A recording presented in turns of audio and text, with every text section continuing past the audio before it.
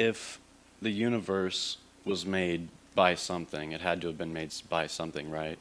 That's what you were saying. Whatever begins to exist has a cause. Okay, then if God exists, then what made God?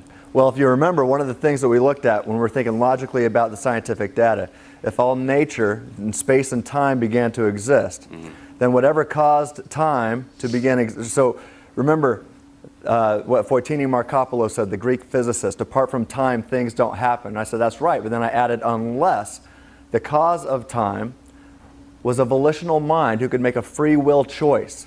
So imagine this timeless state of affairs that everybody agrees existed. There was no time. Right? That means the clock was not ticking, right? Clock wasn't ticking, and then the clock starts ticking. So if nothing is happening, if apart from time things don't happen, what could make that clock start ticking? Well, only a volitional mind who can freely choose to make the clock start ticking. Now, your question was what? Why is it God? Or what caused God? Well, what made God? Because okay, you said nothing. the universe. Because one of the things, in a timeless state of affairs, there are no beginnings, because beginnings require time. But we're in a timeless state of affairs. So whatever it was, I kept saying, hey, I don't want to jump to any conclusions while I was going through that. I was just saying whatever it was that caused the clock to start ticking was uncaused without beginning, because beginnings require time. And if you're uncaused, then you just exist. And that means nothing caused whatever it was that caused time to start ticking.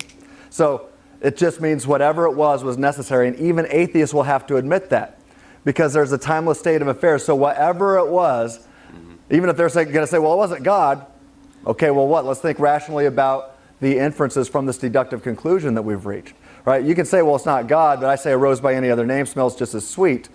But whatever it was, it did not have a beginning, and therefore nothing caused it. Does that mean it exists then? Yes, in fact, it seems to exist necessarily. Okay. So the atheist would have to say that nothing existed necessarily. The Christian says that whatever, that God exists necessarily. So something exists necessarily. I guess that's kind of a weird way to think about it. But that's the bottom line. Whatever caused time to start does not have a beginning, and therefore was not caused, and therefore nothing caused that thing. Okay. Yeah. Well, thank you.